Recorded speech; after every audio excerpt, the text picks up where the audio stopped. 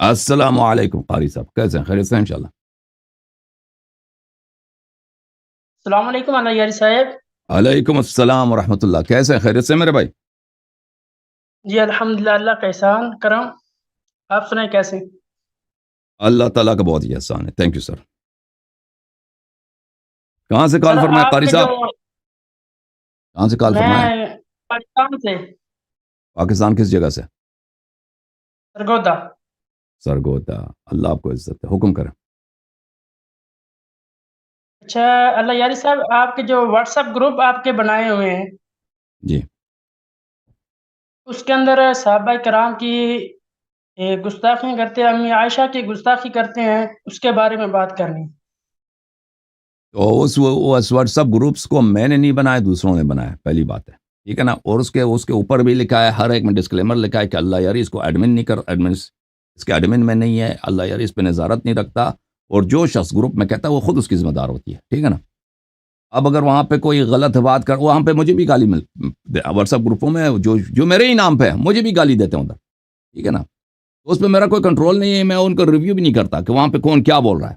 What's app group میں تو ہر group میں ہزار لوگ ہوتے ہیں، وہ کتنی باتیں کرتے ہیں، مجھے کیا معلوم وہ کیا کیا کہتے ہیں. جی سر بولیں. سر دیکھیں، وہ یہ جو آپ کا واٹس ایپ گروپ ہے، اسی ایڈمن نے مجھے ایڈ کیا، آپ سے رابطہ کروایا زوم کے ذریعے. اسی کے ایڈمن کے نام پہ یہ گروپ بنا ہوا ہے. لیکن گروپ کے اندر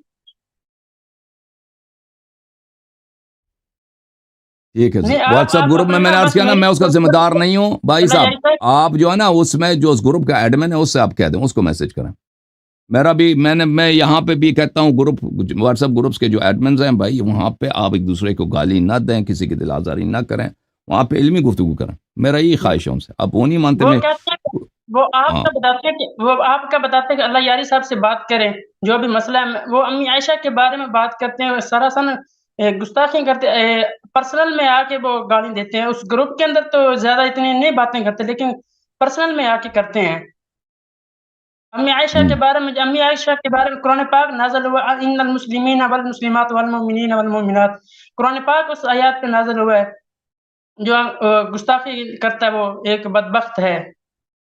وہ کہتا ہے جو بھی آپ نے مسئلہ ہے آپ کا، اللہ یاری صاحب سے بات کرے، آپ ان سے بات کریں.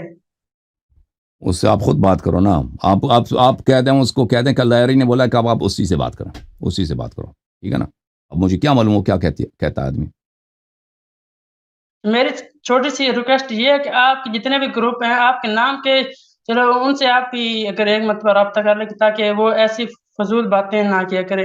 کیونکہ ہم نے پھر آپ کے بارے میں بری باتیں سوچنی کہ اللہ یاری صاحب کی یہ نمائندے ہیں، وہی باتیں. دیکھو بھائی، میں عائشہ کے متعلق اب واٹس ایپ گروپ میں کیا چلتا ہے میں وہاں پہ کوئی گفتگو نہیں کرتا، لیکن میں آپ کے اپنے کتب سے دکھاتا ہوں کہ عائشہ، آپ کے اپنے کتب میں عائشہ کیا کرتی تھی، اس کا کیا کردار ہے، وہ آپ کو میں دکھا دیتا ہوں. دیکھو میرے بھائی، یہ کتاب سنن ابی داؤد، چاپ دار الفکر، صدقی الجمیل العطار نے اس کتاب کی تحقیق کیا.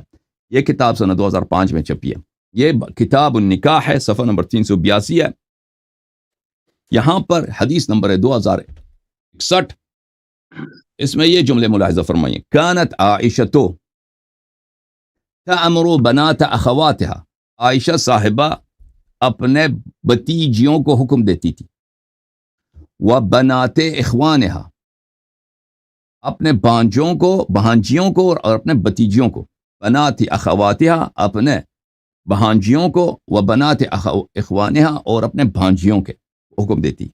ایرضعن من احبت عائشة ان يراها ويدخل عليها وان كان كبيرا 5 رضعات. عائشہ حکم دیتی تھی کہ جو شخص عائشہ سے ملاقات کرنے کے لیے آتا ہے، چاہے وہ کتنا ہی بڑا آدمی کیوں نہ ہو، کتنا عمر رسیدہ نہ ہو، یہ عائشہ کی بتیجیاں اور عائشہ کی بھانجیاں، ان کی ڈیوٹی یہ تھی کہ ان کو چاتی دے دیں، اپنی چاتی سے ان کو دودھ پلا دیں تاکہ وہ عائشہ کے لیے محرم بن جائیں. عائشہ کے لیے جب بتیجی کا وہ رضائی بیٹا بن گیا تو عائشہ کا بھی وہ کیا بتیجا زیادہ بن جاتا ہے، بتیجی زیادہ بن جاتا ہے، ٹھیک ہے نا. ثم يدخل علیہ، پھر وہ حضرات آتے تھے عائشہ کے پاس. اب یہ حدیث صحیح ہے یا نہیں ہے؟ یہ کتاب صحیح ہے، سنن ابی داؤد، البانی صاحب کی، جلد نمبر 6، چاپ کتاب غراس، کتاب چھپی ہے مؤسسۃ الغراض میں سنہ 2002 میں. ملاحظہ فرمائیے یہ صفحہ نمبر ہے 301, وہی حدیث ہے. اگلے صفحے میں ملاحظہ کریں. کانت عائشہ, تو وہی بات کہ عائشہ کیا کرتی تھی. عائشہ اپنی بتیجیوں کو اور بانجیوں کو حکم دیتی تھی کہ مجھ سے جو ملاقاتی آتے ہیں پہلے ان کو محرم بناؤ, پہلے ان کو محرم بناؤ, رضائی محرم بناؤ. ان کو چھاتی سے 5 دفعہ دودھ دینا آپ نے. اچھا, قلت اسنادہ صحیح علی شرط. کیا مطلب ہے؟ رضائی بیٹا بنانا ہے نا ان کو دودھ دینا ہے تاکہ وہ بتیجی کا بیٹا بن جائے. بتیجی کا بیٹا بننے کا طریقہ ہے کہ اس کو چاتی دے 5 مرتبہ دودھ دے دے. اسناد صحیح علی شرط البخاری, یہ اس کی سند بشرط بخاری سے ہی, وصححہ الحافظ, حافظ ابن حجر نے بھی اس کی تصحیح کی. ٹھیک ہے نا. اب مجھے بتاؤ, اب تو جو اگر شیعہ ایسی عورت کا جو اس طرح کا فتویٰ دیتی ہے, بزرگ مردوں کو اپنی بتیجوں کے ساتھ ان کو چھاتی دلواتی ہے, ٹھیک ہے نا, اب اس کے متعلق شیعہ کیا, تم نے جو کہہ دیا نا, جو تمہارے کتاب میں وہ یہ ہمارا عقیدہ ہے بھائی, ختم بات. یہ حدیث جو بشرط بخاری ہے یہ شیعوں کا عقیدہ ہے, ٹھیک ہے نا. یہ جو آپ حدیث بیان کر رہے نبی پاک صلی اللہ علیہ وسلم کی موجودگی میں, یہ حدیث نہیں, نبی صلی اللہ علیہ وسلم کی موجودگی میں, میں آپ کو دکھاتا ہوں, نبی صلی اللہ علیہ وسلم کی موجودگی میں جو تھا, بالکل نہیں, نبی صلی اللہ علیہ وسلم کی موجودگی میں ایسی باتیں نہیں تھیں. نبی صلی اللہ علیہ وسلم ان باتوں سے بہت منع کرتے تھے. یہ نبی صلی اللہ علیہ وسلم کے بات ہے. ملاحظہ فرمائی, میں آپ کو دکھا دیتا ہوں کہ ان سے حدیث بیان پوچھنے آتے تھے, کوئی بھی مسئلہ مسائل نبی پاک صلی اللہ علیہ وسلم کے قریب ٹھیک ہے, وہ مسئلہ دیکھیں, پہلی بات یہ ہے کہ نبی صلی اللہ علیہ وسلم نے نہیں کہا تھا کہ کوئی میری بیوی سے جا کے مسئلہ پوچھے, اور پھر یہ کوئی ضروری تو نہیں کہ محرم بننے کے بعد. یہ کتاب ہے سنن الترمذی, چاپ دار الفکر, 2005 میں بیروت لبنان میں چھپی ہے. یہ صفحہ نمبر 352 ہے میرے بھائی, ملاحظہ کریں. ام سلمہ نے فرمایا, قال رسول اللہ صلی اللہ علیہ وآلہ وسلم لا يحرم من الرضاعة الا ما فتق الامعاء ما في الثدي وكان قبل الفطام. رضاعہ کسی کو محرم نہیں بناتا مگر یہ کہ اس سے بچے کا پیٹ اس دودھ سے بھر جائے اور قبل الفطام ہو, بچے کو دودھ سے نکالنے سے پہلے کا مسئلہ ہو, ٹھیک ہے نا. تو رسول اللہ صلی اللہ علیہ وسلم نے تو یہ بتایا کہ مردوں کا جو ہے وہ رضاعہ بنتا ہی نہیں ہے. جامع الترمذی اردو ترجمے کے ساتھ, چاپ مکتبۃ العلم, جلد اول, ملاحظہ فرمائیے. رضاعت کی حرمت صرف 2 سال تک کی عمر سے ہی ثابت ہوتی ہے. ام سلمہ سے روایت ہے, اور سن لو بھائی, سن لو. رضاعت کی حرمت اس صورت میں ثابت ہوتی ہے کہ دودھ بچے کے آنتوں میں پہنچ کر غذا کے قائم مقام ہو, اور یہ دودھ چڑانے سے پہلے یعنی دودھ پلانے کی مدت میں ہو. یہ حدیث حسن ہے, صحیح ہے. اس پر صحابہ اور اہل علم کا عمل ہے کہ رضاعت 2 سال کے اندر دودھ پینے سے ہی ثابت ہوتی ہے. جو 2 سال کے بعد دودھ پیے سے حرمت ثابت نہیں ہوتی. اچھا, میں مزید آپ کو دکھاؤں. یہ کتاب ہے بخاری, یہ کتاب ہے بخاری, چاپ سعودی عرب, جلد نمبر 5, حافظ ستار الحماد کا ترجمہ ہے. ملاحظہ فرمائیے, اس میں اجازت دیں بھائی, 2 سال کے بعد رضاعت معتبر نہیں ہے. 2 سال کے بعد لقوله عز وجل, اس لیے کہ اللہ نے فرمایا حولین کاملین لمن اراد ان یتم الرضاعہ. اللہ نے قرآن میں فرمایا ہے پورے 2 سال کی مدت میں اس شخص کے لیے جو مدت کی رضاعت پوری کرنا چاہتا ہے. اچھا, 2 سال کی مدت میں اللہ نے قرآن میں کہا کہ پوری مدت رضاعت 2 سال ہے. اچھا, اس کے بعد جو حدیث ہے ملاحظہ فرمائیے. عائشہ کا کہنا ہے کہ ان کے پاس نبی صلی اللہ علیہ وسلم ان کے پاس تشریف لائے تو عائشہ کے پاس ایک آدمی تھا. یہ دیکھ کر آپ کا چہرہ متغیر سا ہو گیا, گویا آپ نے اس کی موجودگی کو برا محسوس کیا. نبی کو برا لگا صلی اللہ علیہ وسلم کہ یہاں پہ ایک مرد کیوں ہے میرے بیوی کے ساتھ. عائشہ نے کہا یہ میرا رضاعی بھائی ہے. آپ صلی اللہ علیہ وسلم نے فرمایا خوب غور کیا کرو کہ تمہارے بھائی کون ہے. رضاعت تبوک سے ثابت ہوتی ہے. اس کو کس باب میں لایا؟ اسی باب میں لایا کہ 2 سال کے اندر ہی رضاعت ہوتی ہے.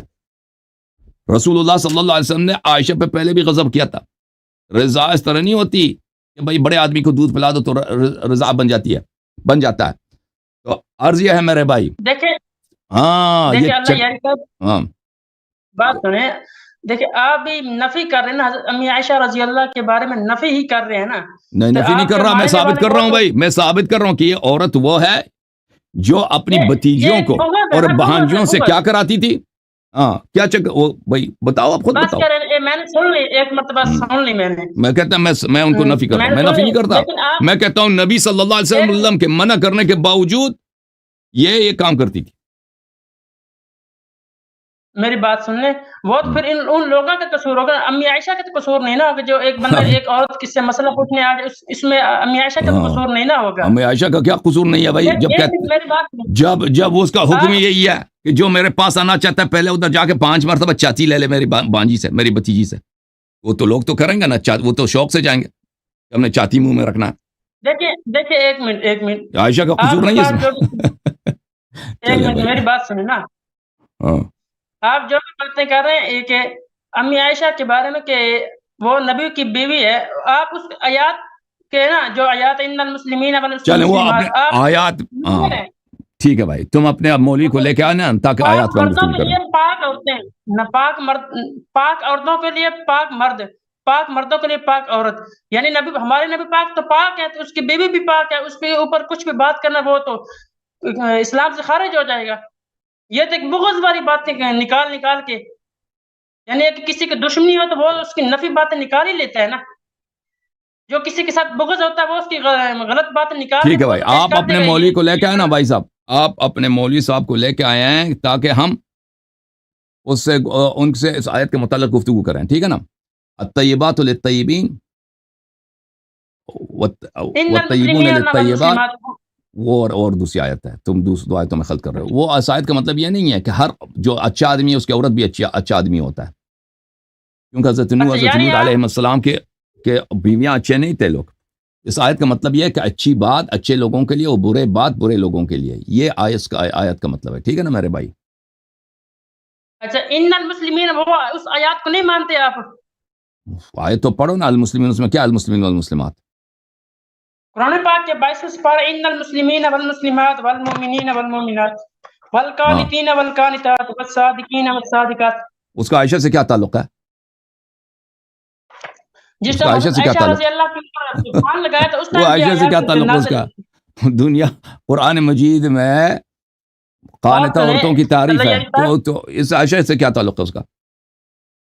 اس کا تعلق یہ ہے کہ حضرت عائشہ رضی اللہ کے اوپر بہتان لگایا گیا تھا نا, تو اس ٹائم یہ آیات نازل ہوئی تھی کہ پاک مردوں کے لیے پاک عورت. نہیں پاک بہتان لگایا گیا تھا نا, بہتان لگایا گیا تھا. تو اچھی باتیں اچھی مردوں کے لیے اور بری باتیں بری مردوں کے لیے, اچھی باتیں اچھی عورتوں کے لیے, بری باتیں بری عورتوں کے لیے. آیت یہ ہے, اس طرح نہیں کہ اگر شوہر اچھا ہے تو اس کا بیوی بھی 100% اچھی ہوگی. اس طرح کوئی قاعدہ نہیں ہے اسلام میں اور نہ دنیا میں.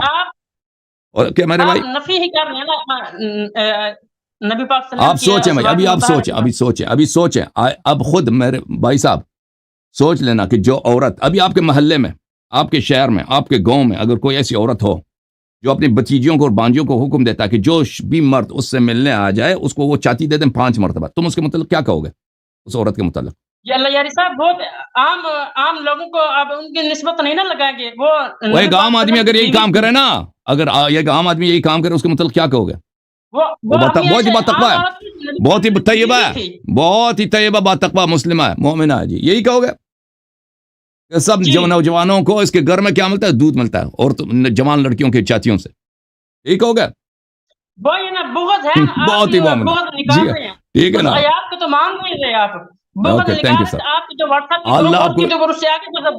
اللہ آپ کو عزت دے, اللہ آپ کو سلامتی دے. آپ کسی مولوی کو لے کے آئے میرے بھائی.